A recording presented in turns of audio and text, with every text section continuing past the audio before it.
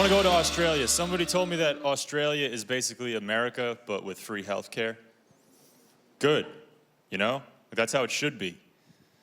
Nobody should have to pay a dime to get bad news from a doctor with that accent.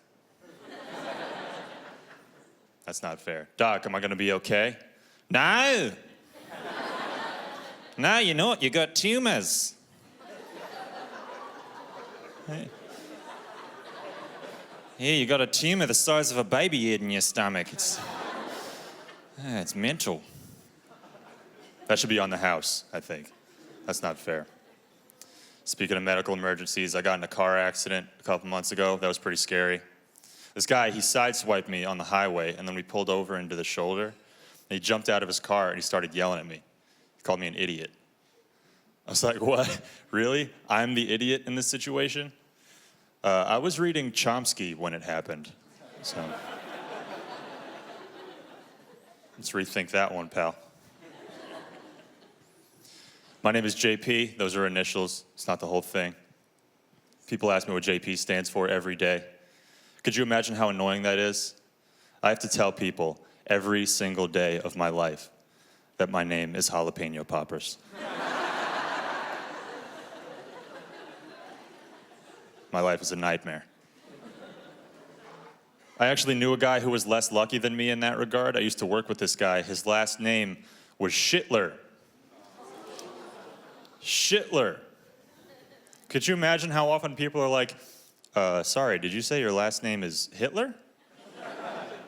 No, actually, it's much worse. Like a worse version of Hitler, that's my identity. It's a rough go. My last name's McDade. I'm not saying I have like a cool, exotic last name like Vin Diesel does or anything. But McDade's just a dumb Irish name. I got the family history of alcoholism that comes with that. Alcoholism is a disease that you get from not praying hard enough. It runs in my family. I was talking to a cousin about this. I was like, how do you know if you're an alcoholic? Like, what's the sign that you have a problem? And she was like, nah, don't worry about it. You're fine. She said, you're not an alcoholic unless you need liquor to get through a workday. I thought that was an interesting definition. Didn't know that you needed to have a job. It's apparently a big part of it. I saw my family recently. I was at a wedding. I'm not crazy about weddings because, like, you got to get dressed up. I prefer to dress for comfort, you know. Most of my favorite clothes were at one time fired out of a cannon. It's kind of how I dress. Like, there's all these rules with fashion, too. Like, your belt is supposed to match your shoes. That's apparently the law or something. But, like, I was getting made fun of because my belt and my shoes didn't match each other. But in my defense, no belts look like Crocs. So, it would have been bad. Is anyone in here a pro athlete? Why not? It's because you didn't want it bad enough. That's why not. It's okay. I think I'll be a pro athlete when I'm done with comedy. That's what I'll do. It's my fallback. We give athletes a hard time in America. We hold them to very high standards. We have the nerve to call them lazy.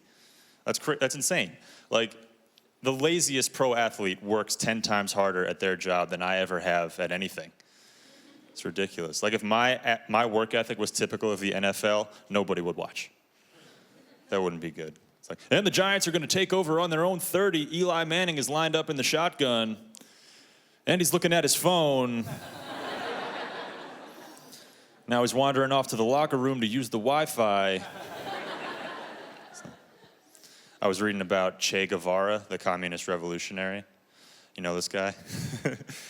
They say his last words were, "Shoot, coward, you're only going to kill a man." It's pretty badass, right? Also, no way that's true. Can't possibly be true. I think that quote just looks better on a poster than, wait.